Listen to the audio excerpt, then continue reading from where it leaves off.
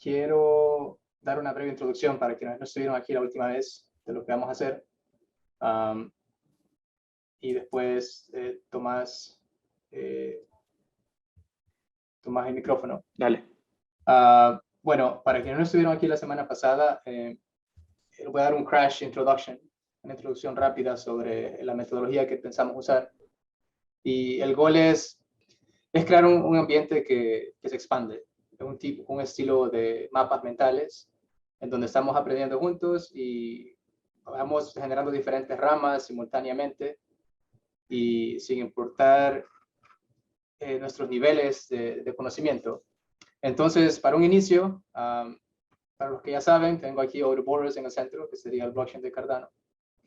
Y tenemos 3 puntos de arranque, que es Blockchain 101, Introduction, Cardano 101, Introducción, y Plutus 101, Introducción. Tenemos estos números que identifican los votos al final de cada sesión, o cuando ustedes tengan tiempo pueden poner su interés, es decir, si tienen interés en nodos, pueden escribir acá, yo voto 5. Y eso va incrementando y nos dice dónde está el interés. Para darles un ejemplo, si entramos al punto de arranque de nodo 101, adentro van a haber diferentes subtemas, como configurar el nodo de Cardano, el Cardano CLI, Stake Pool y posiblemente diferentes subtopics. Yo como moderador voy a seguir tomando notas mientras Luis o quienes estén presentando en esa ocasión presentan. Y en la siguiente sesión se saca una rama o muchas ramas pueden ir surgiendo sobre esos subtemas. De la misma forma, se estarían trabajando con el resto de la temática. Y al final del día lo que esperamos es generar un mapa de conocimiento al que podamos referirnos e incluso derivar documentación de aquí en español. En la sesión anterior el interés fue más que todo en el nodo de Cardano, sin embargo, hagan pausas, tienen preguntas, no importa lo básico que sea, podemos repasar lo que es blockchain, etcétera, y aprender juntos. Entonces, con eso, creo que Luis, déjame ver si puedes tomar. Bueno, entonces, esto es muy sencillo. Vamos a comenzar viendo cuáles son los recursos. Aquí la idea es que voy a utilizar, para hacerlo mucho más rápido, una de las herramientas que muchos de los operadores de pool han utilizado y que ha sido desarrollada por gente de la misma comunidad y que ya es totalmente reconocida y demás, que se llama Guild. Ellos están desde el principio de la ITN y de ese mundo que comenzaron como un grupo de pequeños operadores de pool a hacer estas pruebas en Cardano hace como ya más de 2 años. Y ellos han venido desarrollando muchas herramientas para facilitar el trabajo de gente que quiera montar un nodo en Cardano o incluso que quiera montar un stake pool. Pero obviamente para montar un stake pool, por ejemplo, para ser un operador de pool, digamos, profesional, hay que saber qué es lo que está pasando detrás de la herramienta. Digamos que la herramienta facilita mucho o automatiza mucho el trabajo, es la que vamos a utilizar, pero vamos a estar mirando un poco por detrás las entrañas de qué es lo que sucede por detrás. Y obviamente un trabajo que tiene que hacer el operador de pool es entender básicamente Cardano CLI, ¿ok? Porque todo lo que hace la configuración de un nodo Cardano y la configuración de un stake pool es utilizando el CLI de Cardano, ¿correcto? Entonces, obviamente, el primer recurso importante que hay que tener aquí dentro de la baraja de recursos de información para montar un nodo es el repositorio de Cardano Node de IOG, por supuesto. Entonces, aquí esta es la librería. Vamos a clonar esa librería en algún momento, en algún punto dado. Ya vamos a entrar un poco más en detalle cuál es el contenido de eso. El otro recurso importante es el que les comentaba, que es el de Guild, Operadores Guild, que es una herramienta que yo soy operador de pool, por si no lo sabían, mi pool se llama Moxie. Y esto, yo he estado operando el pool desde 2 años, desde mayo del 2020 ya, pues sí, sí, 2020. Eh, y, y conozco a todos estos personajes y conozco muy bien cómo operar con esta herramienta. Sin embargo, yo empecé, antes de que existiera esta herramienta, empecé montando el pool completamente desde el CLI. Entonces vamos a ver también, como les decía, qué es lo que hay detrás. Aquí puse esta como referencia para mostrarles que el Cardano, que el Guild Operators, que yo lo llamo C-Node, no es la única herramienta de operadores de pool. Hay una, por ejemplo, que utilizan también otros operadores que se llama Your Manager, que también es muy tradicional, lleva mucho tiempo. Esta es por un actor conocido dentro de la comunidad que se llama Andrew Wetzberg. No sé si lo han visto, lo han escuchado. Él tiene un canal en YouTube donde explica conceptos técnicos, es muy bueno técnicamente hablando y demás. Entonces también es como una buena referencia si se quieren ir por ese lado. Esta guía es más como para montar un nodo en Cardano y llegar a montar un pool. No, nunca la he utilizado, pero la estuve viendo y es pues estándar, es igual. La puse acá porque en la documentación oficial de Cardano aparece como una referencia, ¿ok? Es Es como la buenísima. única, sí, sí, la estuve viendo y pues es estándar y digamos Es que fácil. sí, cumple con, eh, con el propósito que es como guiar paso a paso a cualquier neófito, digámoslo así. Eh, a ver, ¿esta cuál es? Ah, bueno, esta es otra referencia también. Antes de llegar a Guild, yo estuve trabajando mucho con estos scripts. Eh, Estos scripts lo que permiten básicamente no es montar el nodo de Cardano, sino automatizar ciertas pequeñas tareas que son de uso diario, por ejemplo, como hacer un query address, es decir, consultar el balance de una dirección asociada a una billetera directamente desde el shell de Linux, ejecutando un script de este estilo. ¿Ok? Eh, y pues Perdón, Miguel. aquí, Perdón, Luis, pregunta rápida. Esto en el contexto de un nodo, de un full node, ¿verdad? perdón, no escuché bien. Esto es en el contexto de correr un full node, básicamente, ¿no? Este testnet. Sí, Debes estar corriendo el nodo de Cardano con todo el blockchain, básicamente, ¿no? sí, ¿qué es lo que vamos a hacer? Puede ser, aquí Perfecto. están los scripts para testnet, pero si no estoy mal acá hay también para mainnet. O sea, es lo mismo, exactamente lo mismo, sino que él los separó aquí porque él setea las variables de ambiente de una manera diferente para que puedan los scripts diferenciar entre testnet y mainnet. Pero lo que vamos a hacer acá es exactamente configurar un nodo de Cardano, o sea, descargar la blockchain y que permanezca sincronizado todo el tiempo para poder interactuar con la blockchain a través del Cardano CLI. Esa es la idea. Y por último, este último recurso considero importante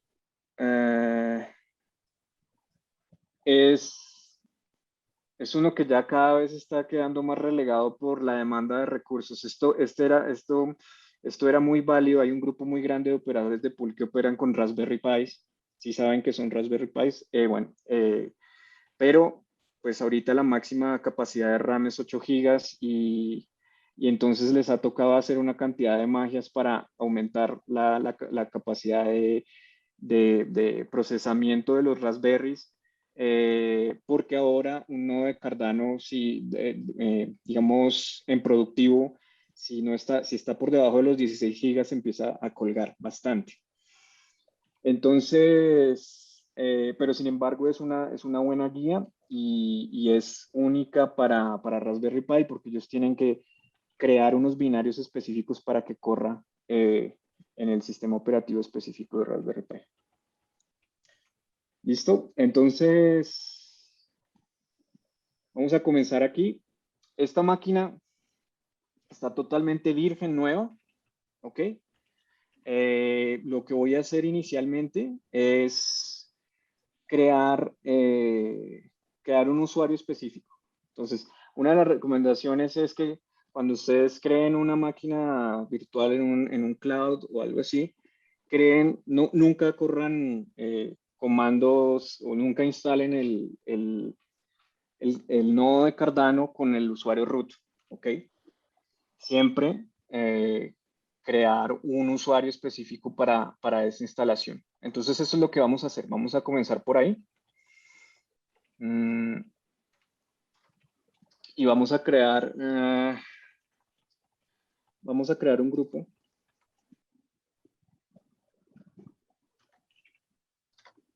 Donde vamos a meter al usuario que vamos a crear con el comando user_add. ¿Alguien es? Luis, ¿hay alguna chance de agrandar un poco el tamaño de fuente? Dame a ver. Gracias. 500 veces mejor. Gracias. Y Luis, Ok, sudo user_add. solo para aclarar, dijiste no utilizar el root usuario, ¿verdad? Crear uno separado. Sí. Ok. Es lo que estamos haciendo aquí con el comando user_add. Yeah. Voy a darle el usuario test nomás. Y lo voy a añadir, le voy a dar permisos a ese usuario de sudo y lo voy a añadir al grupo que acabo de crear, que es SSH users. Ok, entonces con este comando confirmo a qué grupos pertenece el usuario test. Ok, ahora voy a comprobar que se haya creado el directorio de test.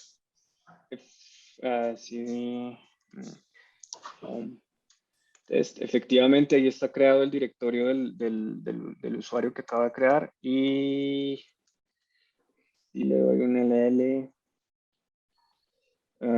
Me aparecen los permisos que tiene, que están asociados a ese usuario test. Sin embargo, se los voy a reescribir. Es decir, ahí le estoy dando permisos al usuario test sobre su propio directorio home. Ahora, aquí yo estoy accediendo con SSHs, es decir, con llaves privadas, con un juego de llave privada y pública, ¿sí? No estoy accediendo con un password específicamente a esta máquina remota, sino que estoy accediendo a través de un juego de llaves privada y pública. Entonces, lo que voy a hacer es que le voy a añadir mi llave pública a esta máquina para poder acceder con el usuario que acaba de crear y no con el usuario root. Entonces, lo que puedo hacer es ya cambiar a este usuario.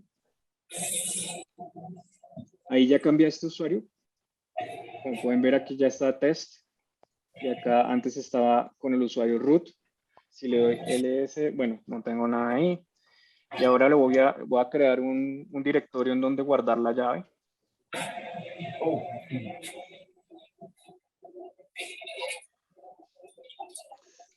Una pregunta. Ahí asumiendo, o sea, estamos asumiendo obviamente que estamos haciendo los servidores en un DigitalOcean o en un Google Cloud o ese tipo de cosas, ¿cierto? Sí, sí. Pero igual no necesariamente podría crear una máquina virtual local o no. No hace falta que lo haga en un cloud. No hace falta que se haga en un cloud, claro. No hace falta. Esto es como para acceder remotamente a través del comando SSH. A lo que me refiero es que esto se hace es cuando estoy trabajando en un DigitalOcean o alguna de esas. Pero si estoy en una máquina propia, ¿este paso se salta o también hay que hacer algo de esto? No, este paso no es necesario. Este paso no es necesario porque cuando yo prendo la máquina virtual, pues estoy simplemente accediendo como si la máquina estuviera ahí local en mi máquina, no está remota, entonces no estoy haciendo una comunicación remota. La idea del SSH es como abrir una comunicación segura y remota.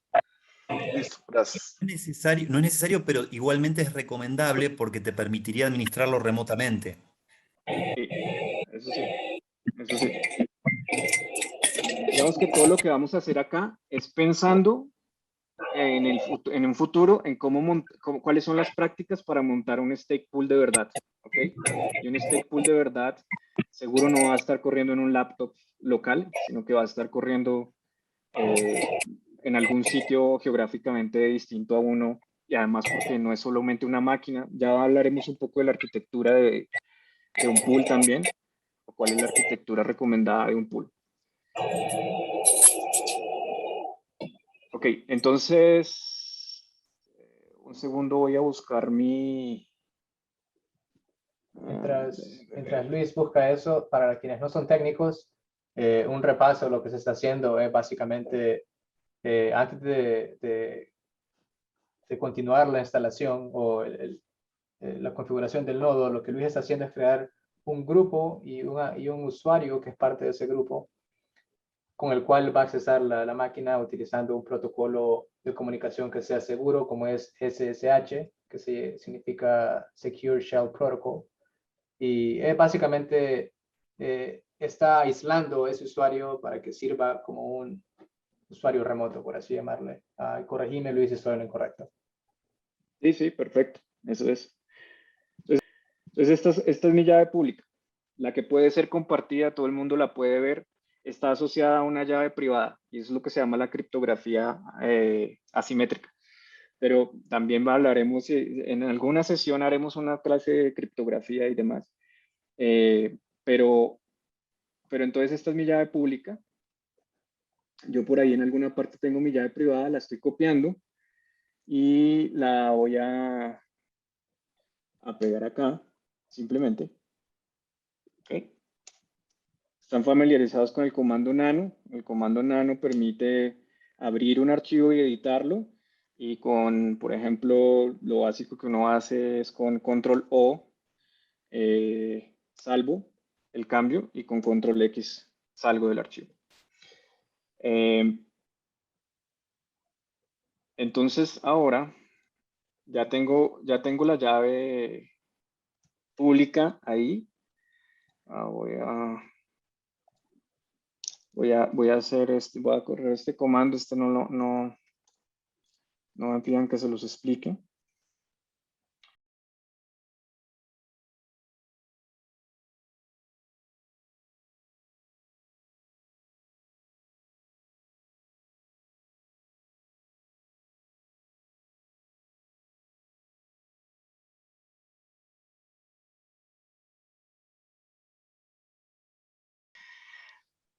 Y por último voy a ponerle un password al usuario. No sé si... creo que tengo que cambiar a root nuevamente para poder hacerlo porque me está pidiendo el current. Está aquí. Un segundo. Este PuTTY, si no lo conocen, es una opción para hacer conexiones remotas a máquinas virtuales. Ok.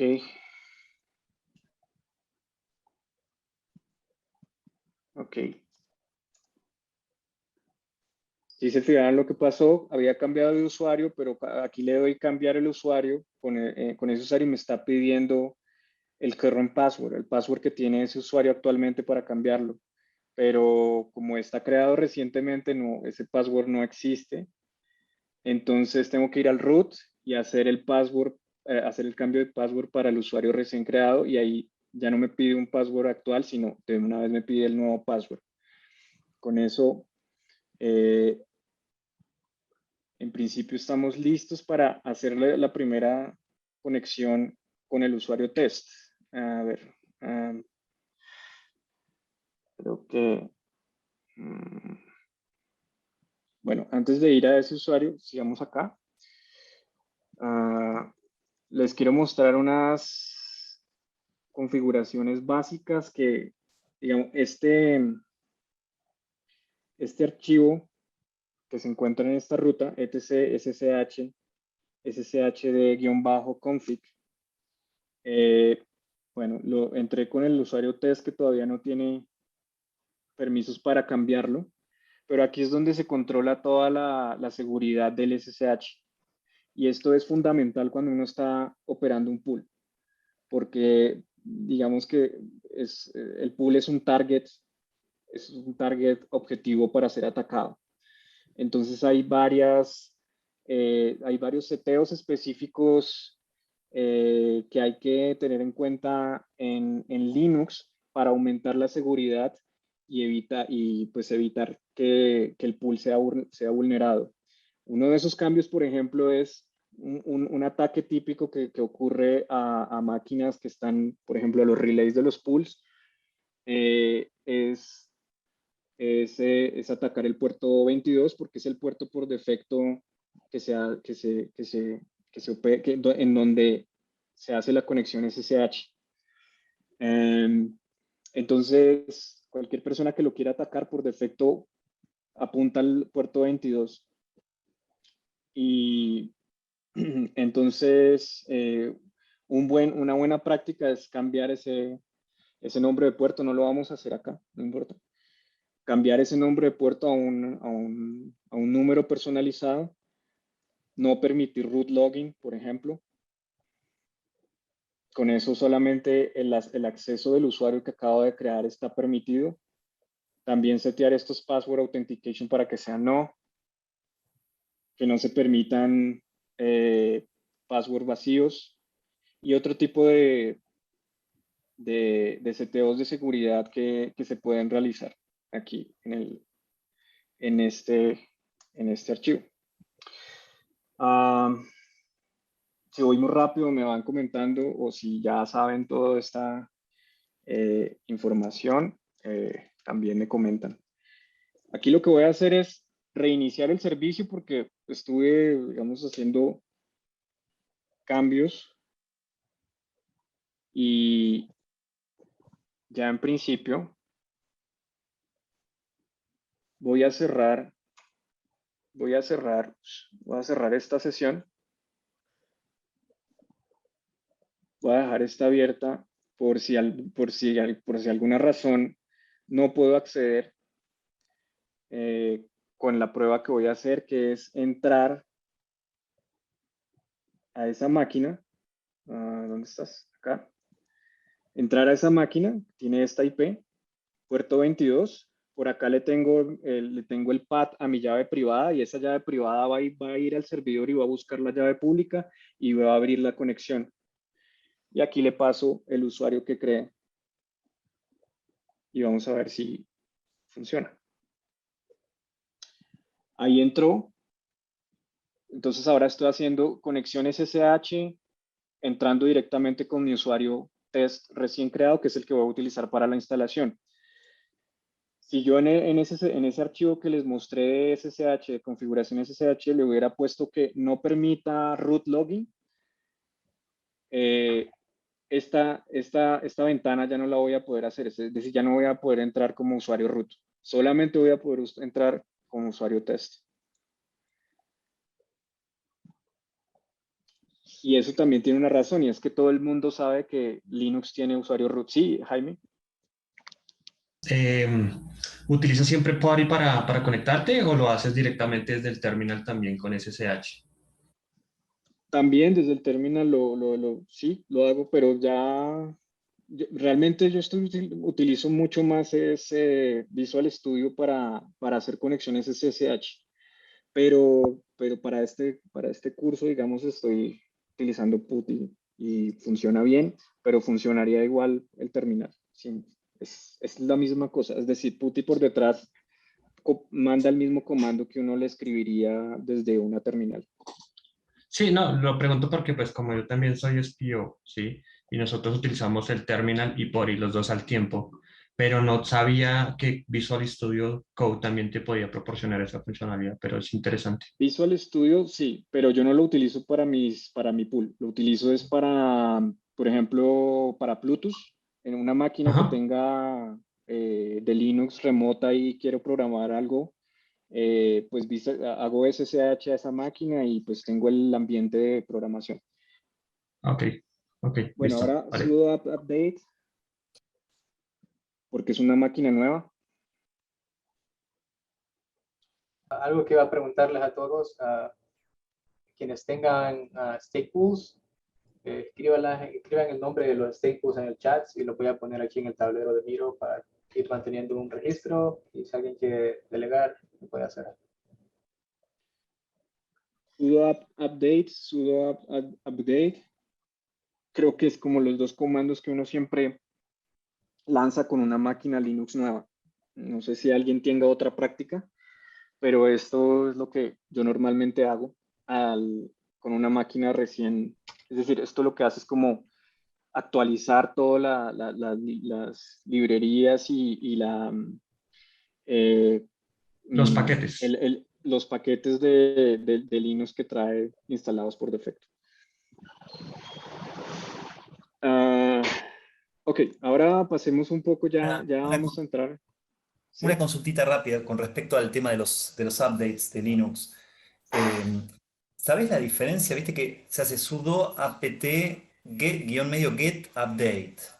Después sudo apt Sí, get upgrade. Después el auto-remove, que me imagino que es como una limpieza de lo que sobra, o lo mismo que el auto-clean. Y sí. después hay otros como apt-list upgradeable, o sea, como que hay un... Yo, si quieren, les copio todos los comandos. Nosotros somos también, yo soy también SPO, y me encontré Ajá. con varias formas de actualizar que si no las hacía, seguía reclamando actualizaciones en Linux. No sé si Lo te que pasó eso. pasa, lo que pasa es que el list es lo único que hace es listarte los paquetes que están con una upgrade pendiente, ¿sí? Y ya después los otros comandos que estuvo haciendo Luis son los que ejecutan esas listas de actualización. Ah, Mm, bien, perfecto. Gracias. listo, bien.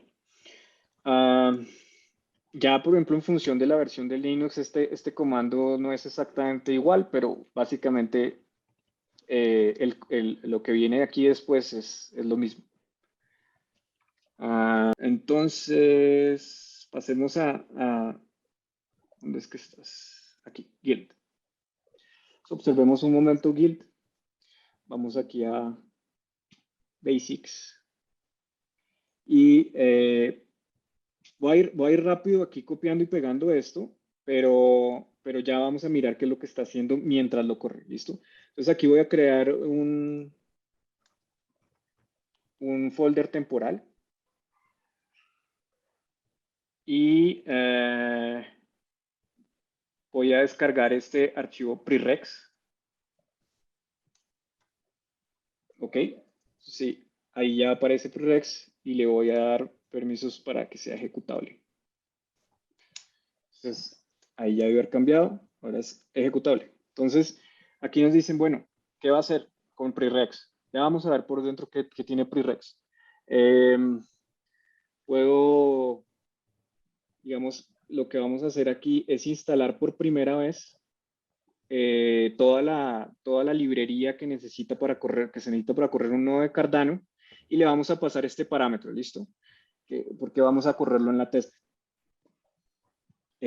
Si no lo estuviéramos corriendo en la testnet, pues simplemente este parámetro no se lo pasamos. Y hay otras opciones que también se pueden utilizar.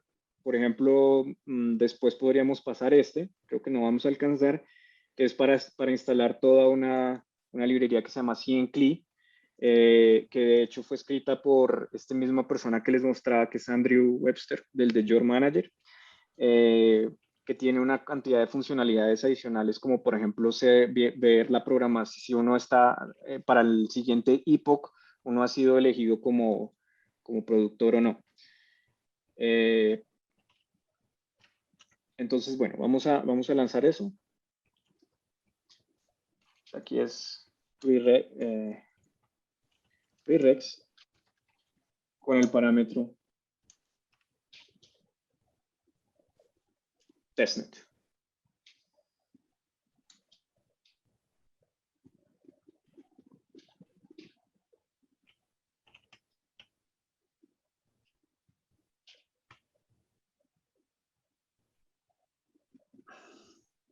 Mientras se instala, Luis, te consulto, ¿qué es el Core Manager que hizo Andrew?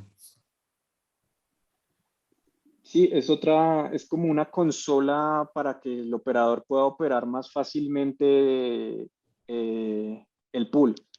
Es como una consola de operación. Entonces, por ejemplo, él puede renovar no sé si están familiarizados con la renovación de las llaves, ¿ok? El pool Claro. cada 90 días, ¿sí? Pucha, eso hace tanto ya que no, ya ni siquiera sé bien cada cuánto, Sí, 90, simplemente estoy 90 días. pendiente de las fechas. 92 días. Cada 92 días hay que renovar unas llaves como para que se confirme que hay alguien detrás todavía manteniendo actualizado el pool y demás. Todo eso, el Your Manager como que lo facilita a través de una consola y no hay que pasar comandos ni escribir los comandos, no hay que escribir uno mismo los comandos, sino que él ya como que automatizó todo eso, eh, entre otras funcionalidades. Hago Es un que comentario. el Your Manager es más con interfaz gráfica, no es tan línea de comandos, ¿sí? Entonces, pues es más interactivo a la hora de trabajar porque no tienes que estar lanzando comandos, sino que entras a funcionalidades y él por debajo las corre. Igualmente, creo que también te permite utilizar comandos. Perfecto. Ujú. Hago un comentario, por lo menos en mi visión, lo más purista posible. Soy más de tratar de dejar el pool lo más virgen y con la menor cantidad de herramientas de terceros posible, por varias cuestiones, Sí. pero principalmente porque cualquier error en algún script o fallo de seguridad podría comprometer el pool. Por ahí es un poco obse de mi parte, pero trato de siempre, en mi approach, de dejarlo lo más original o lo más parecido al nodo puro que pueda, ¿no? Más allá de que hay un montón de herramientas que simplifican los trabajos y ya están probadas como seguras, como esto que Sí, hizo Andrew. El tema es que a veces unas pueden conflictuar con otras y generan más carga para el servidor en cuanto a recursos. Entonces, soy de creer que cuantos más elementos hay en un sistema, más posibilidades de fallos. Entonces, trato de de acuerdo. simplificar. Es por lo menos mi enfoque, ¿no? No digo que el otro esté mal, pero me gusta más la pureza, lo más simple y original posible, ¿no? De acuerdo, sí, sí. Sí, de acuerdo. Es decir, entrar de una vez al mundo de montar nodo de Cardano y hacer un stake pool directamente utilizando esta herramienta, pues no es recomendable. Es decir, hay que ver por detrás, como lo que decía al principio, ¿no? Saber bien lo que se está haciendo, conocer muy bien el CLI e inspeccionar, si uno va a ejecutar cualquier script, inspeccionarlo antes eh, para estar realmente tranquilo de lo que se está haciendo. Sí, Luis, si me Ya permites, vamos a ver perdón. qué pena interrumpirte, si me permites, yo también apoyo lo que dice Luis, no necesariamente es desconfiar netamente del trabajo que están haciendo estos programadores para la comunidad, sino pues también indagar precisamente sobre sus scripts, ¿sí? Eso es lo que la mayoría de nosotros entramos a revisar todos sus puntos SH para ver qué están haciendo, cómo están haciendo los queries y todo ese cuento. Entonces, igual, también puedes manejarlo únicamente a punta de comandos como lo hace en la documentación de Input Output Hong Kong, pero estas herramientas, créeme que te facilitan bastante la operación del pool y más cuando tienes otros proyectos encima en donde pues si lo puedes hacer de manera automatizada por un script que hace prácticamente lo mismo. Tú entras y miras los scripts del Deal Operator y tienen los mismos comandos que tiene cuando lo haces de forma pura, ¿sí? O de forma indicada por ellos. Que entonces es cuestión de indagar, de investigar, de leerse los códigos y te vas a dar cuenta de que manejan también los mismos protocolos de seguridad. Sí, entonces aquí básicamente lo que está haciendo en este script es instalando Haskell, instalando Cabal, prácticamente, instalando Cabal. Es lo que está haciendo, instalando el paquete, porque todo Cardano está construido en Haskell, ¿no? Entonces lo que está haciendo aquí es ejecutando los comandos para instalar Cabal. Eso es lo que realmente cuando uno entra a leer este script en detalle, eso es lo que está haciendo y eso es como más o menos, si no estoy mal, hacia el final. No, hacia el final no. Hacia el final, lo que está haciendo es creando toda una estructura de folders donde va a guardar todos los scripts que son necesarios para correr el nodo, ¿okay? Que es más o menos, y descargando ciertos archivos necesarios para correr el nodo. Y para Entonces, quienes, solo quiero agregar ahí, en el lenguaje más simplístico, para quienes han escuchado el nombre o frase Cabal, Cabal es básicamente es una manera de empaquetar librerías y programas en Haskell y dárselos ya en el plato servido al elemento o a lo que estás configurando. ajá. Ajá. Entonces, vamos un momento acá al Cardano Node y vamos a ver qué es lo que recomienda directamente el repositorio. Entonces, por acá, entonces por acá vamos a abrir esto por un momento, si no estoy mal es esto. No.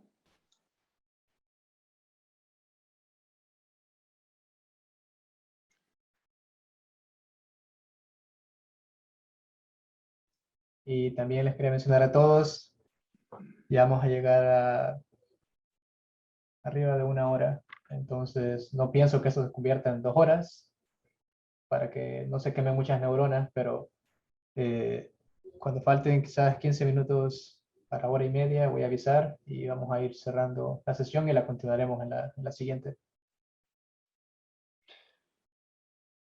Uy, debémoslo en un sitio que sea más o menos razonable. Ya Sí, les diré cuál. suena bien.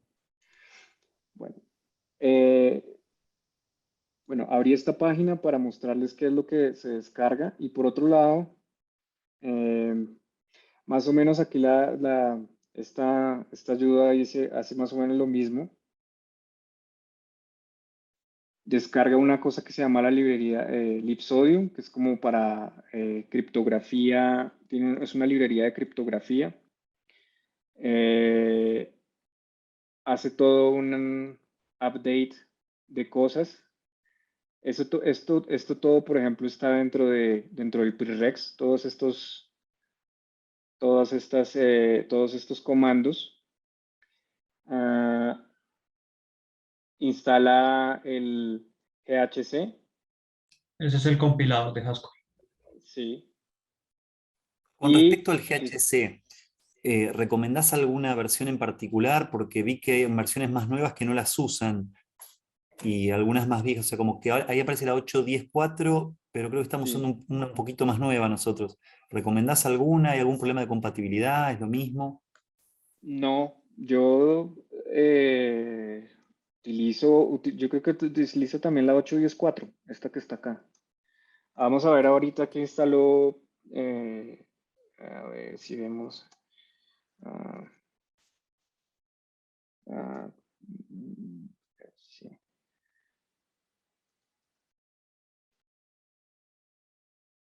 HC, ¿cuál es? ¿Cómo es?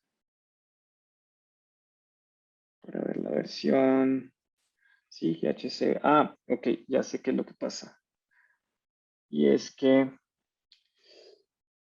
todavía no le he hecho un source al archivo. Ok, en principio ya ver la versión? Sí.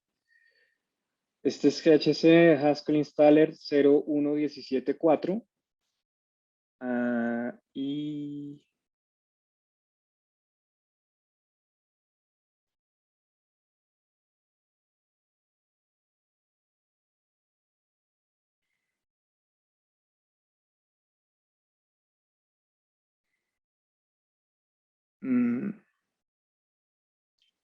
cabal 362. Aquí le está diciendo que instala la 3400. Pero no, yo no he encontrado nunca problemas de compatibilidad con alguna guía o alguna que haya que setearle. Solamente he seteado en algún momento dado la versión del compilador, pero para compilar Plutus. Pero es que en el caso de Plutus es que está cambiando muy rápidamente, muy rápidamente. Entonces, para correr ciertas cosas que se quedaron un poquito atrás, o sea, cuestión de una semana, hay que setearle el compilador, pero no más. Eso es lo único. Ahora, aquí, normalmente uno sabe la versión del Cardano Node, le debe decir a uno, aquí, platforms, support roles. En alguna parte de la versión del Cardano Node le debe decir a uno la versión compatible de Haskell, de Haskell para correr la versión original la última versión, pues la última versión aprobada en el repositorio. Entonces, eso es una de las cosas que uno tiene que hacer, ¿no? Cada rato hay un release, cada cierto tiempo hay un nuevo release y lo que uno debe venir a verificar acá en el repositorio es que ya vamos a ver que hay incluso si uno va y mira en el repositorio, hay versiones más actualizadas que estas, pero siempre instalar y correr la versión que aparece como la última versión aprobada, completamente aprobada, y que aparece así como latest. Ok, entonces vamos a pasar a esta parte. Bueno, adicionalmente el prereq lo que hizo fue instalar toda una estructura de folders en donde se van a guardar lo que les comentaba como toda la estructura en donde va a correr el nodo de Cardano. Entonces eso responde a cd opt Cardano cnode y ahí están esos archivos. Entonces, por ejemplo, inicialmente en el archivo base de datos no hay nada. En el archivo logs no hay nada. En el archivo sockets tampoco debería haber nada. Y en el archivo files vamos a ver que hay unos archivos ahí que ha descargado. ¿De dónde los descargó? De esta página que está en el repositorio y en función de si es mainnet o testnet, descarga un set de archivos o el otro. ¿Van siguiendo hasta ahí? ¿Todo bien? ¿Alguna pregunta o un comentario hasta el momento? Solo quería recapitular, es bueno hacer pausas para mantener fresco el orden de ejecución. Y corregime si suena, bueno, todos los que están escuchando, corríjanme si las notas no van en orden, pero por ahora, pasos básicos, se generó un usuario para su administración remota. Luego se creó un grupo para ese usuario, del cual se hizo parte. También se dio permiso sudo al usuario o permisos administrativos. Se configuró la seguridad del nodo utilizando SSH. Se configuraron los prerequisitos del nodo y luego se empezaron a instalar las librerías de Haskell y el compilador de Haskell. Y ahora estamos por instalar el nodo, ¿correcto? Sí, ese es el paso siguiente. Entonces aquí en la sección Node and CLI lo podríamos hacer directamente desde el repositorio, que es como ir al repositorio y copiar la URL y decirle git clone git clone y pegar la URL, que es esto exactamente lo que estoy haciendo. Aquí lo que estoy es descargando todo el repositorio y entrando a...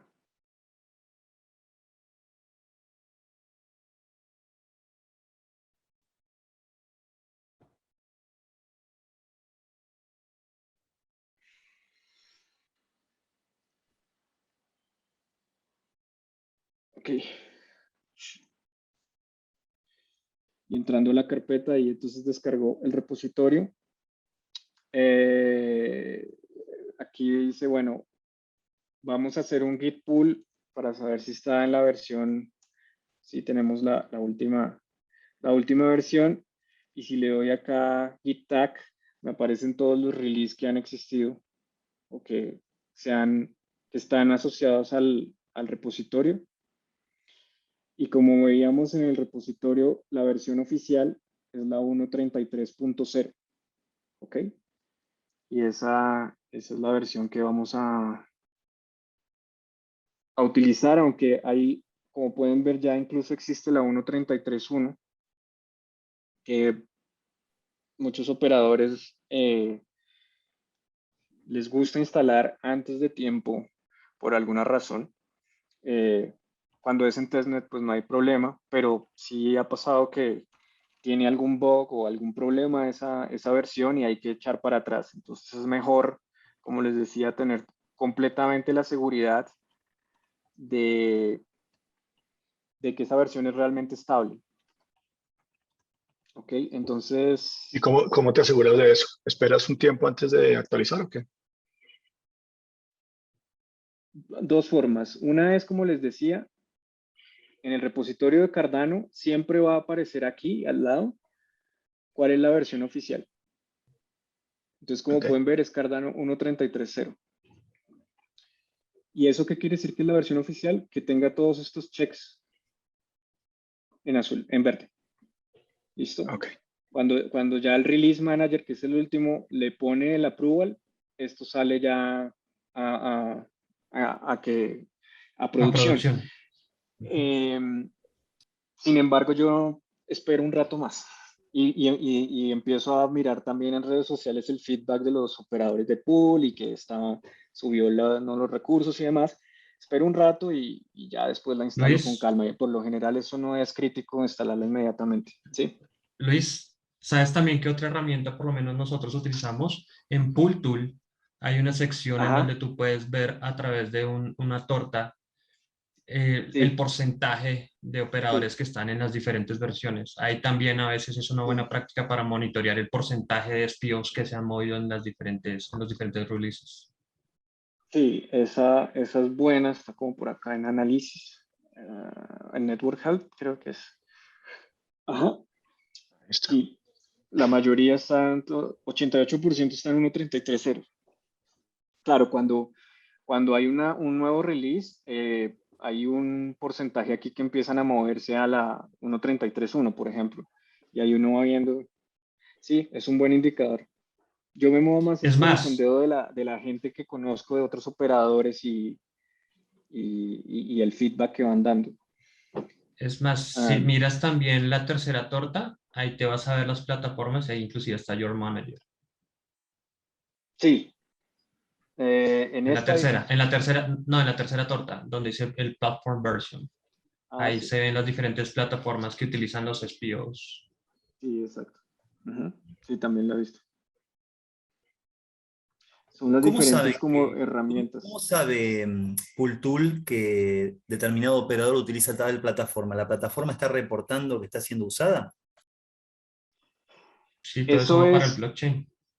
No. Eso es esto no es la totalidad de los operadores. Eso hay que tenerlo en cuenta. Esto no es la totalidad de los operadores. Esto es algunos operadores que han decidido enviarle el tip a Pool Tool por decisión propia. Por decisión propia ellos han decidido enviarle esa información. Es decir, esta información de propagación y toda esta información para ellos armar todo esto es una decisión del operador de pool de enviarle esa información. ¿Ok? Sí, sí, sí, sí. Y lo mismo en todos los analizadores de estos, en todos los exploradores, ¿no? En pool.pm y en AdaPools y en todos estos. ¿Es igual? Depende del No, tipo de parámetro que sí. presenten. AdaPools no, que yo sepa, no ha pedido nada específico al pool. Entonces, lo que quiere decir es que AdaPools sí toma todo de Del la blockchain. DB-Sync de la blockchain, sí, exacto, de la blockchain, prácticamente. Entonces, ese tipo de información, por ejemplo, AdaPools no la puede conocer. Pero, por ejemplo, Platform los version grupos, cuando son multipool, ¿cómo hacen para saber que una sola persona tiene varios pools? ¿Porque la persona lo reporta o por el nombre o cómo sabe? Eso está en Eso sí AdaPools. es más bien por las IPs de los relays. ¿Okay? Ah, ok. Por las IPs de los relays pueden más o menos identificar multipools. Pues hay unos evidentes, ¿no? Binance es evidente y, no sé, ¿cómo se llama? Digi es evidente cuántos, porque tienen Sí, también el mismo Digi, nombre, CSV, todos pero, estos, sí. pero la forma, digamos, como lo hacen también es a través de la identificación de las IPs asociadas a los relays. Ok. Oye, había una pregunta en el chat que yo tenía la misma y es, en el momento dijiste que era mejor estar como en la nube, en servidores en la nube, que uno nunca estaría en un laptop o en un computador en la casa. ¿Eso porque es mejor estar en la nube y no tener como le dicen, un bare metal? No, bare metal también es totalmente válido. Sí, sí, sí. O sea, si está bien montado, si tiene toda la infraestructura y demás, bienvenido. Yo lo decía, era, digamos, el laptop de escritorio normal, Ah, ok. pero no, hay gente que tiene muy buenas cosas en casa y funcionan bien. Lo único es que Inclusive en todo es, caso tienen que tener un relay en cloud para mejorar la propagación y la sincronización con la blockchain, porque si todo está ahí en la casa, pues no tiene muy mala propagación. Si llega a producir un bloque, es más difícil propagarlo sin que tenga un espejo conectado directo, que eso es una de las funciones de los relays, para propagar más rápidamente el bloque. Entonces, en todo caso, seguramente, si quiere ser serio en el mundo de pools, pues debe tener un relay por ahí en cloud. Una pregunta, o sea, eso es, ahí cuando dice un relay es porque yo no puedo tener el relay en el mismo IP, no puedo tener el productor y el relay. Ya vamos a eso. Déjenme, corre un comando que yo sé que va a tomar tiempo y mientras eso podemos Listo. hablar un poco de relays y eso. Espérense, ya damos el siguiente paso porque sé que es que en se va a quedar teoría, ahí. Ese es el que los se relays demora. son como, sí, los relays son como las secretarias del VP. Sí. Ok, entonces déjenme...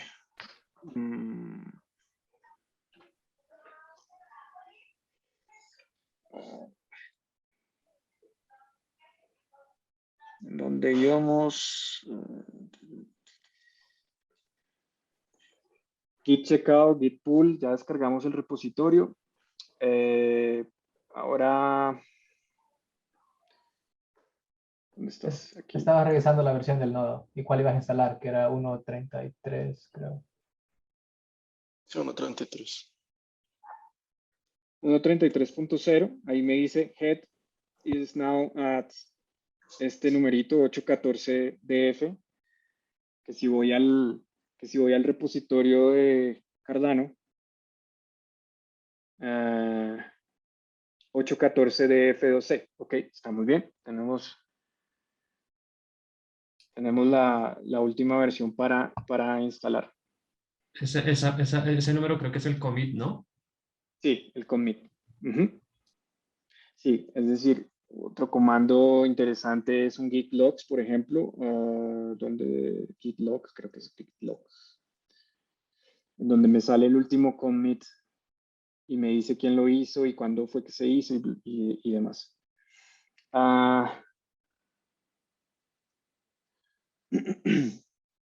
Bueno, ahora vamos a correr este comando y voy a abrir una consola aparte. Voy a dejarlo ahí corriendo. De acuerdo a la guía que estoy siguiendo, voy a abrir otra sesión mientras tanto. Vamos a ver.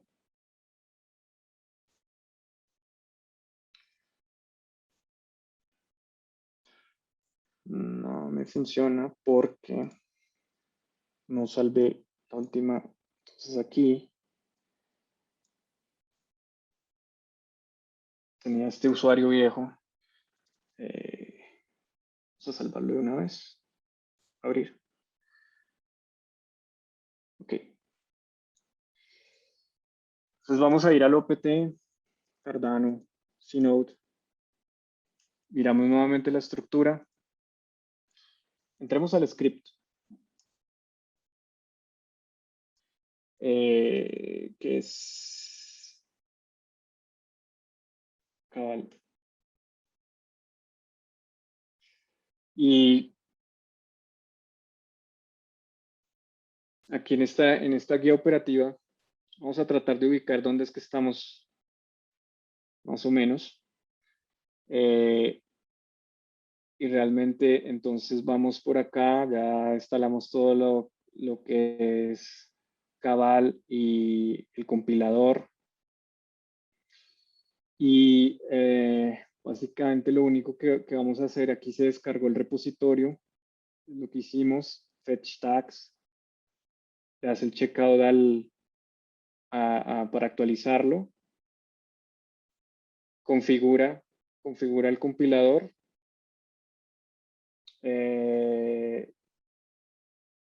mueve algunas librerías, hace un build del Cardano Click, Cardano Node, y básicamente eso es lo que mueve los binarios al pad para que pues, sean reconocidos a través de todo el shell. Y eso es fundamentalmente toda la instalación de un Cardano Node. ¿Ok? También aquí más abajo descarga de esos archivos que estábamos viendo, que ya vamos a ver también qué hay por dentro, que son 5 archivos: config, el Byron Genesis, Shelly Genesis, Alonso Genesis y Topology. Y bueno, aquí esto es algo nuevo, esto no había que hacerlo antes. Por defecto ya viene en ese archivo el trace block fetch decisions, es un parámetro, viene apagado, viene en false. Aquí están sugiriendo que lo prendan. La implicación es que va a consumir más recursos. Entonces, si una recomendación no está bajo de recursos, es bueno ir a revisar esto, lo baja bastante y apagarlo.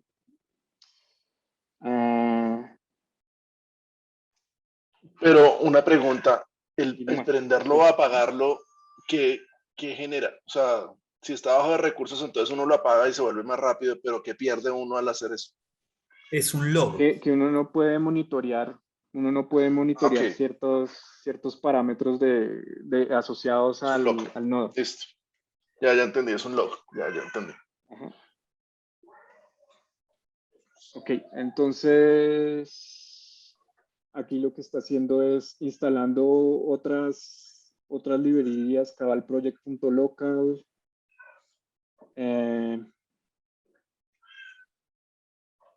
A ver, ¿dónde se está? Está instalando Cardano Address Key, moviendo los binarios.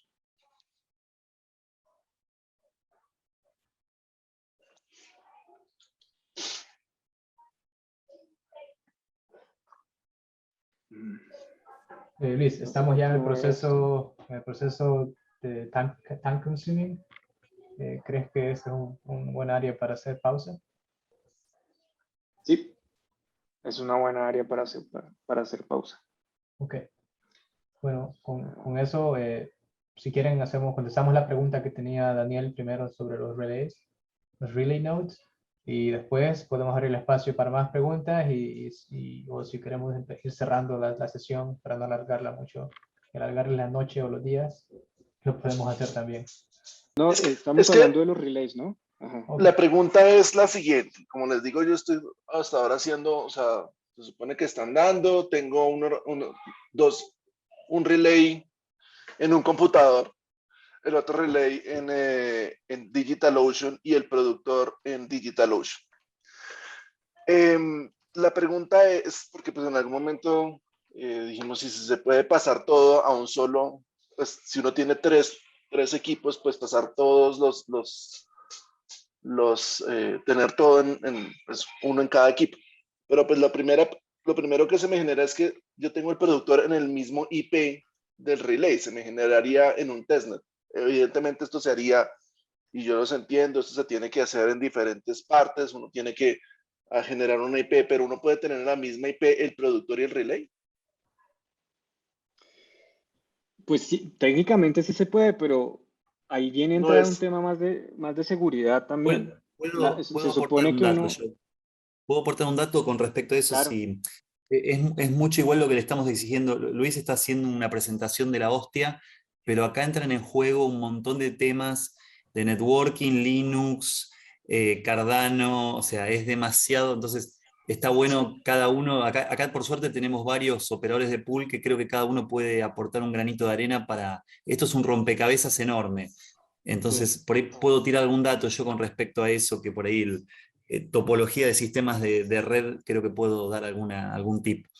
Normalmente ¿vale? se estila proteger el block producer, que es el punto más vulnerable, que en definitiva es el que genera los bloques. Entonces, en una topología de red segura, que por lo menos como la diseñó Cardano o IOG en su momento, se coloca el block producer detrás de él o los relays. Los que quedan expuestos a Internet con una IP pública, un IP WAN de Internet, son los relays. Y el block producer queda conectado detrás al relay y ni siquiera necesita tener una IP pública. Puede tener una IP privada conectado contra otra IP privada en una intranet contra él o los relays, y el relay es él o los relays son los que después se encargan de distribuir a los demás relays de la red los bloques producidos. ¿Está bien lo que digo, muchachos? Corríjanme si es... Perfecto, y hacia allá iba que esto es un tema, ahí hay un tema más de seguridad con respecto al pool, y es que el nodo productor nunca debe estar en contacto directo con el mundo exterior, con la blockchain. Y esa es una de las funciones de los relays, servir como de apantallamiento con respecto a eso. Nunca publicar la IP del nodo productor. La IP del nodo productor debe ser privada, nadie más la debe conocer. Entonces, si el relay está en el mismo, comparte la IP, pues todo el mundo va a poder atacar fácilmente ese pool, ese nodo productor. Y esa no es la Igualmente, idea. igualmente también hay herramientas como Face2Ban que te pueden ayudar también a proteger en cuanto a nivel de seguridad. Hay otras herramientas que puedes buscar y que puedes instalar en tu nodo para tratar de blindar y mirar y monitorear qué conexiones te están tratando de entrar, ¿no? okay. Con lo mismo que utilizar DNS. Por ejemplo, nosotros utilizamos DNS para no revelar Sí, directamente la IP, pero pues al fin y al cabo eso se puede consultar, ¿sí? Pero, o sea, todo ese tipo de cosas y de configuraciones que tú puedas tener precisamente para ocultar la mayor información posible en el network, ¿sí? Son las mejores prácticas que se aconsejan, ¿sí? por ahora, Ya, mientras Igual, el peer-to-peer no existe en Cardano, existe este archivo que se llama Topology. Entonces, aquí es donde yo le digo a qué otros servidores peer-to-peer sí, conectarme. Entonces, si hacemos de cuenta que esta máquina va a ser mi nodo productor, yo realmente quiero dejar esto fijo, y si tengo, por ejemplo, un relay, en vez de tener el relay de IOG, voy a tener mi propio relay apuntándole al puerto, y ya. Esa es toda la topología que debe tener el nodo productor. Ninguna otra, no conectándose a ninguna otra. Okay. Y solamente el relay, o sea, los dos relays que se vaya a conectar. Pero la pregunta sí no, pero ya entendí, no se puede hacer, o sea, no es nada sano hacer eso que se me está ocurriendo. Pero No es listo. una buena Okay. práctica. De todas formas, está buenísimo que lo preguntaste porque, mira, en ajedrez hay reglas, pero una vez que las conoces las podés romper. Entonces acá es donde yo planteo, o sea, una cosa son las recomendaciones, pero está bueno cuestionarlas y preguntarnos, ante una emergencia, supongamos que se te daña algún hardware o una de las máquinas, vos eventualmente, y corríjanme de nuevo si está equivocado lo que digo, podrías poner el block producer, aunque sea temporalmente directo expuesto a internet.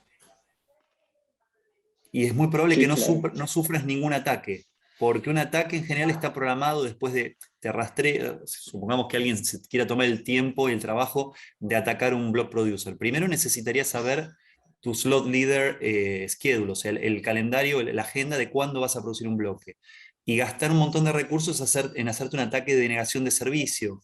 No tanto un ataque de fuerza bruta o de intento de login, que para eso puedes usar el fail to ban, pero, por ejemplo, lo que le pasó a la red de Solana, que como tiene un esquema en donde es conocido cuando le toca producir bloques a los nodos, solamente con atacar la agenda, el que le toca en el momento X producir, hicieron un montón de desastres en la red. Bueno, acá eso no pasaría, entonces no sería tan grave. Pasa que es la recomendación para buenas prácticas de implementación. O sea, ¿Está bien lo Correcto. que, es simple, sí de está bien, vuelta, pero lo es mismo. Si digo alguna simplemente, barbaridad, corríjanme, chicos, porque todo esto también es pensar y repensarlo, ¿no? ¿Está bien lo que dije? claro, no, sí, pero yo no abriría la puerta en ningún caso, en ninguno. Es Yo decir, tampoco. porque, porque el nuevo productor tiene, digamos, tiene plata en juego y de todas maneras, es decir, es muy, no hay que, en temas de seguridad, mejor dicho, no hay que ni siquiera pensarlo ni abrir la puerta. Es Para eso es la más, configuración de los relays. inclusive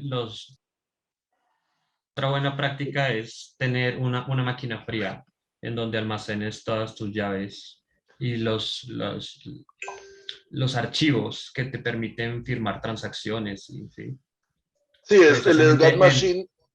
El Ergat Machine sí es más, lo estoy usando y está pasando otro equipo que solamente está diseñado para eso y para únicamente firmar. eso, o sea, para firmar, para hacer el TXT La sign o renovación, TXT. la El renovación signing, de es llaves. que El TX es signing. transacción. Es que TX es Eso. transacción. Gracias. ¿Ok? Eso sí no lo sabía. Listo. Para hacer esa firmada de los archivos y para cambiar, por ejemplo, que quiero cambiar el relay, todo está en esa máquina que no está conectada a internet. Sí, esa es una muy buena práctica, tenerlas en una máquina fría.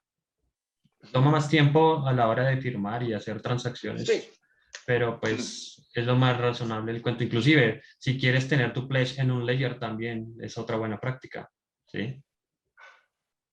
¿Tú qué, El perdón? ¿Qué ledger, pasa? Sí. el ledger es un hardware wallet.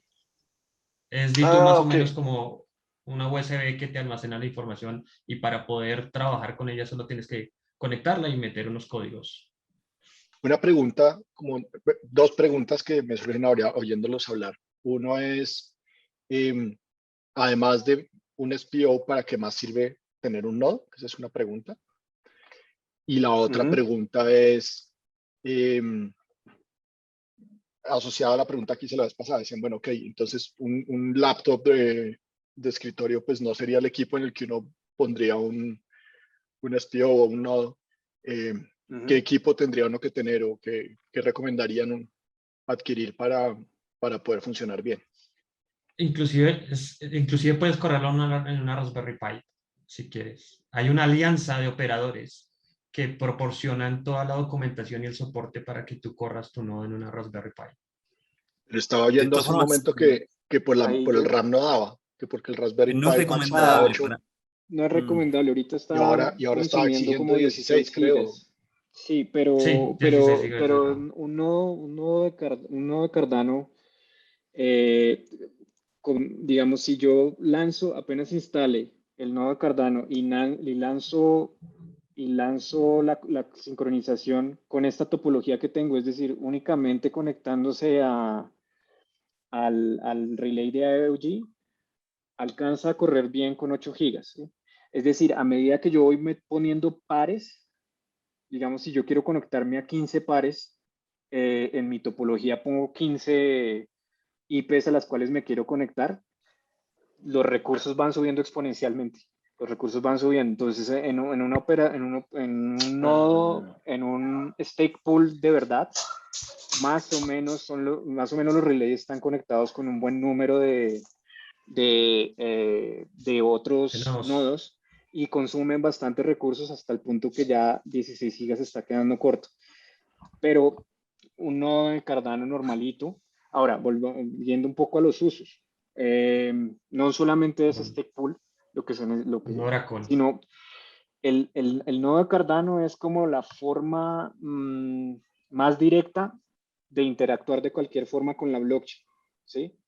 Entonces yo a través de él puedo consultar cosas que pasan en la blockchain o enviar comandos que quiero yo enviarle a la blockchain directamente a través de mi propio nodo. Esa es como la idea fundamental, ¿sí? En términos muy básicos. Ahora que lo quiero hacer mucho más sofisticado y que sea a través de una programación a través de una librería o algo así, o a través de una interfaz, pues lo puedo hacer.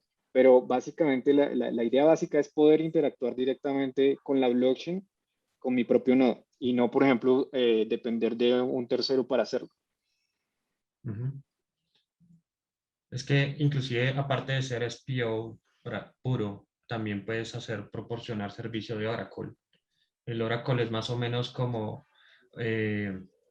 su palabra lo dice, es un oráculo que lo que hace es traer datos del exterior al interior del blockchain para que puedan esos datos del exterior interactuar con diferentes aplicativos que requieren esos datos del exterior. Por ejemplo, el resultado de un partido de fútbol, el estado del clima de un país específico, ¿sí?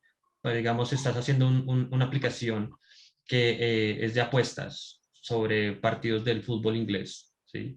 El blockchain no tiene esos datos son datos externos del blockchain, pero para poder interactuar con esos datos, pues tenemos que traerlos desde fuera, y una de las maneras es los oráculos, ¿sí? Los oracles, que lo que hace es tener un conjunto de computadores que miran la veracidad de tu información, hacen un promedio, una branch, y envían esa información para que el blockchain tenga acceso a esos datos que son externos y tú puedas ejecutar tu aplicación de un contrato que hace apuestas de partidos de fútbol.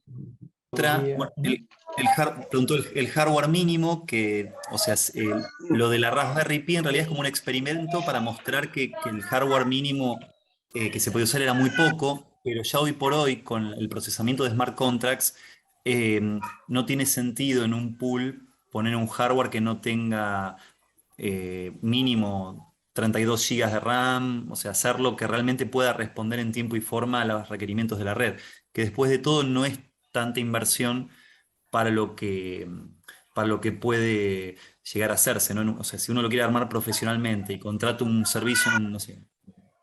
Nosotros pues lo tenemos físico, lo tenemos en bar metal. Compramos una vez de sobra para no tener que escalarlo y listo. En cambio en cloud uno puede arrancar con un procesador y después crecerlo.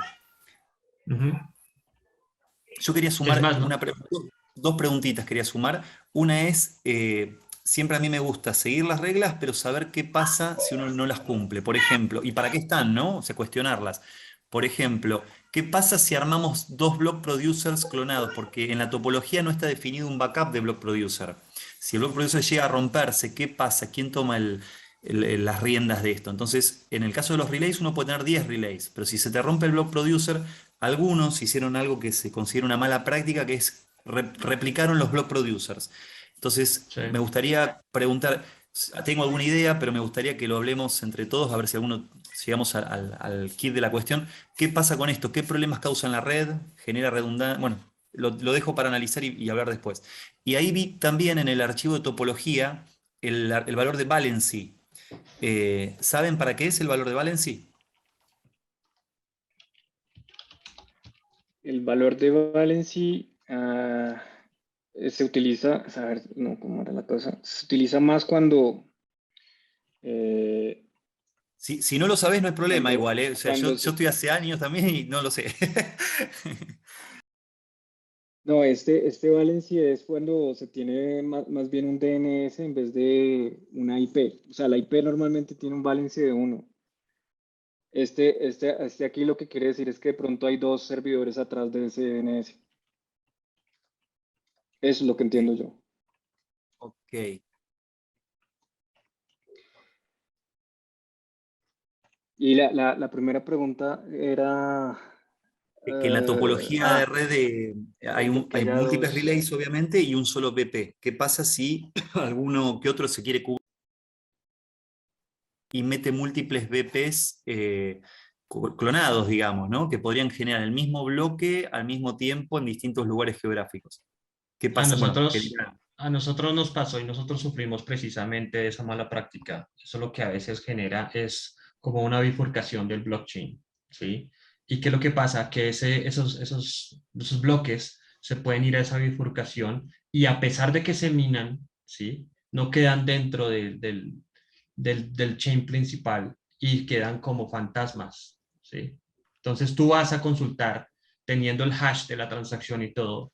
Ese es en un explorer que le apunta al mainnet, a la blockchain principal, y no vas a encontrar información sobre ese bloque que en realidad en tu VP aparece como minado, ¿sí? Como que lo hiciste, ¿sí? Entonces, una de las causas de tener precisamente eso es que te puede hacer una bifurcación del blockchain, ¿sí? A pesar de que se mina el bloque de que se hace, ¿sí? No queda atado a la información del blockchain principal, sino a esa bifurcación. Y no sé si ustedes se han dado cuenta, en algunos de los live view, ¿sí? Ves una categoría de los bloques como ghost, que es fantasmas, ¿sí? Son esos bloques que se hicieron, pero quedan como en el limbo, precisamente causados por una bifurcación de la blockchain.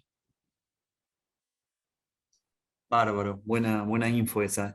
El tema es que no está contemplado un backup para los BP entonces. Yo lo tengo, nosotros hacemos igual. Lo que pasa es que hay buenas prácticas y hay unas prácticas algunas ventajas que tienes tú cuando estás, digamos, con un cloud, que son los Snapchat, ¿sí? O los backups. Digamos, por lo menos nosotros tenemos una buena práctica y un cronograma de los backups y los Snapchat que sacamos a medida de que vamos trabajando en nuestros pools, dependiendo de si hay una actualización del software del Cardano Node, si hay algún cambio sustancial en algún parámetro que hayamos colocado como la instalación de una nueva herramienta. Por si esa nueva herramienta llega a fallar, podemos hacer el rollback a cómo estaba funcionando el BP antes y mirar qué fue lo que pasó y volver a hacer una instalación adecuada. Por lo menos así lo hicimos con el Fade to One. Yo saqué un Snapchat antes de poner el Fade to One, lo coloqué, hicimos pruebas, miramos los logs del Fade to One, la configuración, y ya cuando nos dimos cuenta que estaba funcionando, le saqué un Snapchat y ese Snapchat se llama Cardano Node BP, la versión y la herramienta que tiene instalada. ¿Sí? Entonces nosotros tenemos esa buena práctica, inclusive también teníamos un espejo de un backup que se llamaba precisamente BP Backup. Y lo que nosotros hacíamos era coger esos Snapchat que teníamos, pero nosotros lo teníamos corriendo no como un BP, sino como un relay. ¿Sí?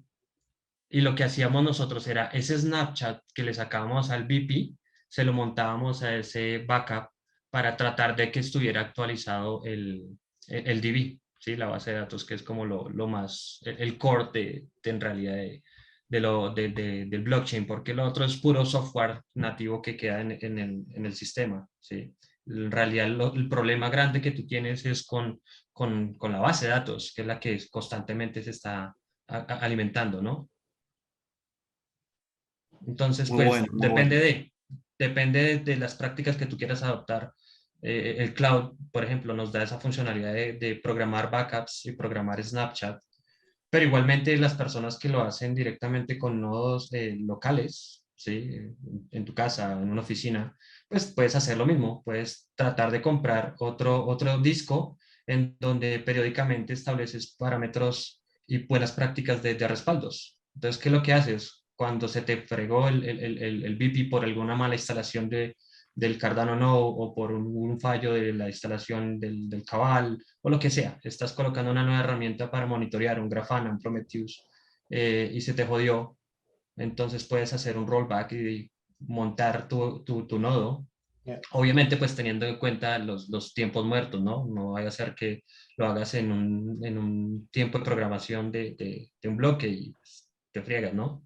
Gracias, Jaime. Y bueno, agregando a eso, para quienes tienen la curiosidad, snapshots son maneras de revertir cambios, de volver a una foto del pasado de la máquina que tenías, del estado de la máquina, y incluso si lo haces local, plataformas como Hyper-V, VMware, vSphere se está virtualizando, ya tienen integrado la manera de cómo tomar esas fotos de las imágenes o del estado de tu máquina virtual. Para no alargar esto, una pregunta que hizo Agustín es, podemos, para tener un pool, ¿se puede montar un nodo sin una IP fija?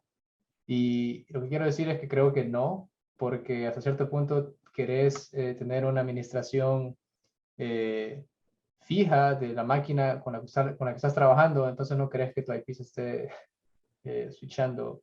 Cambiando, sí, no se Cambiando. puede, porque igual tendrías que estar cambiando los topologies de los equipos, ¿sí? Porque tú automáticamente tienes un directorio de las IPs a las que te vas a conectar, y si tu IP es dinámica, pues tendrías que estarla cambiando cada vez que cambie la IP para que la conexión se mantenga estable. Entonces, no, lo mejor es una IP fija. Es más, yo inclusive me conecto también desde acá, desde donde trabajo, por IP fija. Bueno, señores, con eso llegamos a 2 horas y el gol es Y no no ha hacer que terminado. cada sesión sea 2 horas.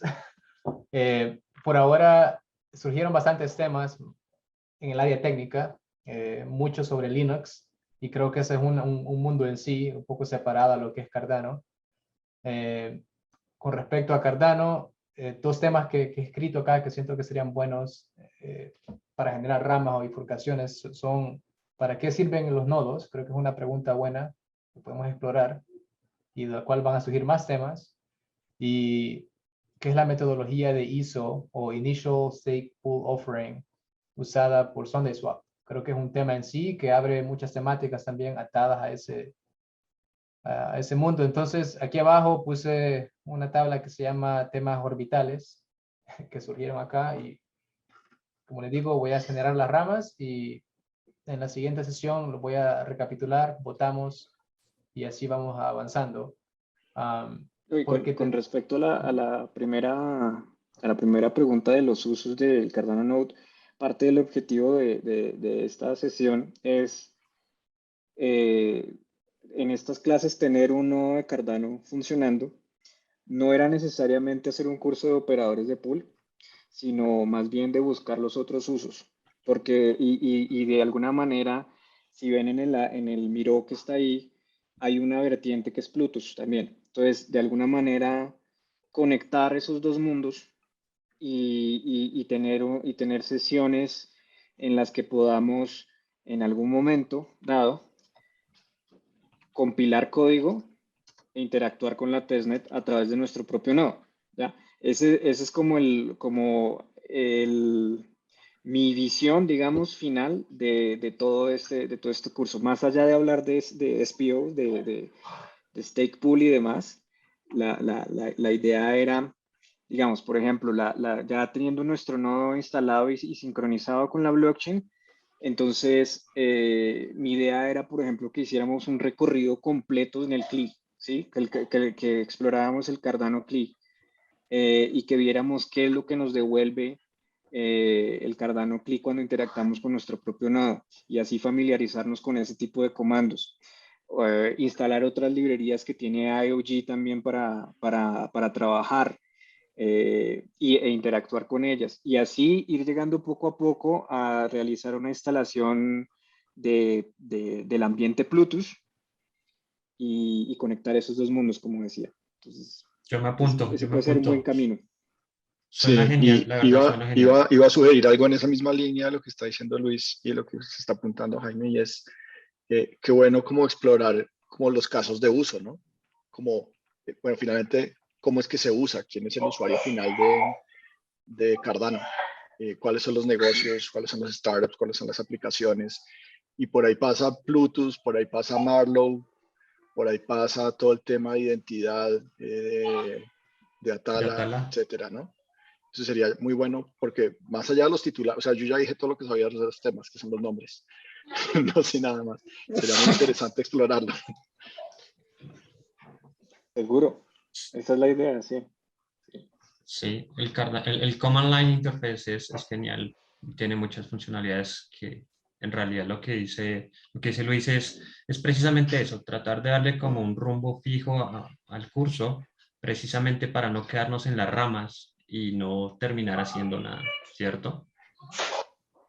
Igual, se puede de pronto hacer algunas clases por fuera o algún material por fuera de conceptos, términos, preguntas y respuestas, precisamente para tratar de que el curso avance con la fluidez que Luis y Jaime y que de pronto también nosotros como participantes del mismo pues necesitamos, o si no pues aquí vamos a estar meses.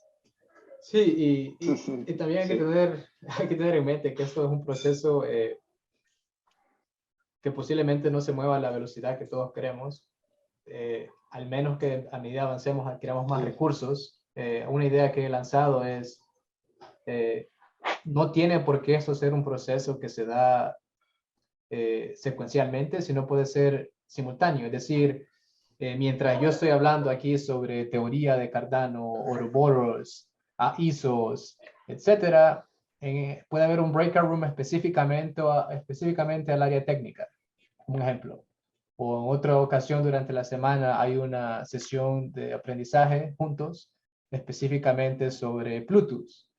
Y así vamos diferentes ramas con diferentes niveles de conocimiento que van avanzando. Y hasta cierto punto posiblemente se vayan haciendo un tipo de convergence. Son ideas, no estamos ahí, pero el gol es que de aquí creo que va a salir bastante conocimiento. Y en el Discord, bueno, los videos van a ser masticados, procesados, y en el Discord también se van a poner links. Y bienvenidos a todos a que sigan aportando de una u otra manera. Yo lo que propongo ahorita es,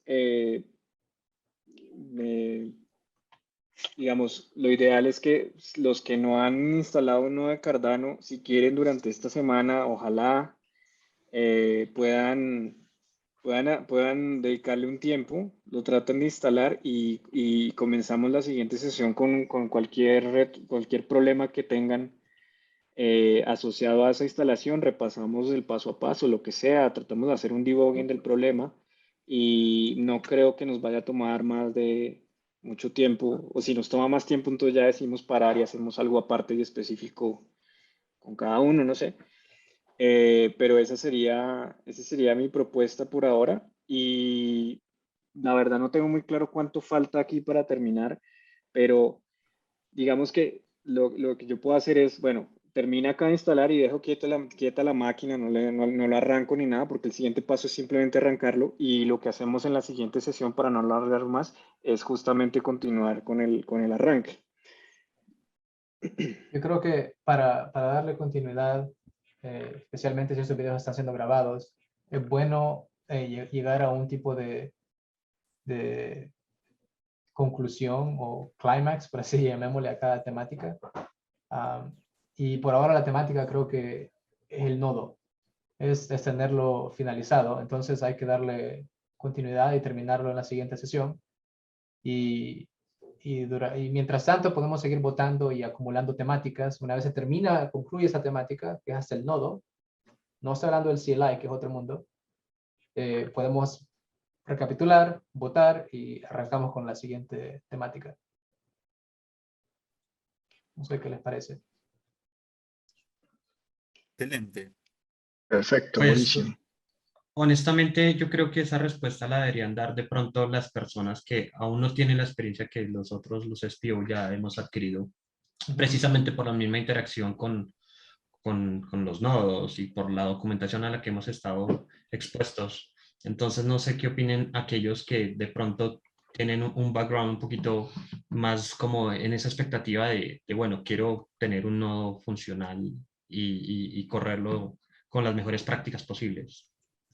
Sí, quizás lo que voy a hacer también durante la semana, lanzar una encuesta en el Discord y así podemos también determinar el apetito, pero tampoco quisiera que se hele o que se congele mucho tiempo el terminar lo que empezamos ahora. No, sí, literal. O sea, yo también estoy de acuerdo. Yo creo que el goal es poder tener un nodo corriendo y hacer lo que dice Luis, el uso del CLI para ver qué nos jala de este mismo software, ¿sí? Yeah. Pero Ok, señores, podemos irlo cerrando acá para que no se hagamos largo el Gran video. sesión, muchas gracias. Ya, y Sí. disculpen por que sea súper largo. Esperamos Un que... segundito. Estamos aprendiendo mucho. Quiero mencionar algo. Yo creo que es muy importante darle continuidad. Yo soy uno de los que llevo años en esto y no sé la parte técnica de hacer un nodo y lo quiero hacer y estoy desesperado por hacerlo. La verdad, no es tan podamos difícil. hacer para la continuidad de los que no sabemos de una. Ya, no, estoy de acuerdo, Juan. Yo que lo acabo de hacer y que ya he hecho varios de juguete, me parece que el más fácil para seguir es el de Coin Cash. CoinCash. Sí, Es CoinCash. muy, muy sencillo y creo que tiene una versión en español. ¿Cuál es el nombre? Sí, ya la posteé, ya está, Juan, ya están los recursos en el Discord. Vale. Para mí Sí, eso yo es digo el más fácil. lo que Luis y tú hagan y Jaime, Jaime Square y Luis y José nos digan, I'm here. Pues el otro Jaime espero, porque él tiene más experiencia de lo que yo tengo. Por eso digo Jaime Okay. Square. Ok. Ok, señores, bueno, pues dejémoslo aquí. Pueden pasar a la sala principal si está todavía activa o concluimos. Buenas noches Genial. a todos. Buen día. Listo, Gracias, Luis, por tu muchachos, tiempo. Gracias, Jaime. Ok, Y un gusto. feliz noche, muchas gracias. Excelente Gracias, sesión. espectacular. Gracias. Chao, Adiós a chao. todos. Nos Bye. veremos Bye. el próximo jueves, ¿cierto? Exacto. Sí, Sí, Gracias. nos vemos en 8 días. Ok. el miércoles en sala de café, guys. Yeah. Sí, ahí vamos a estar. Ok. Eso. Bye bye. Vale. Vale, hasta luego. Pues.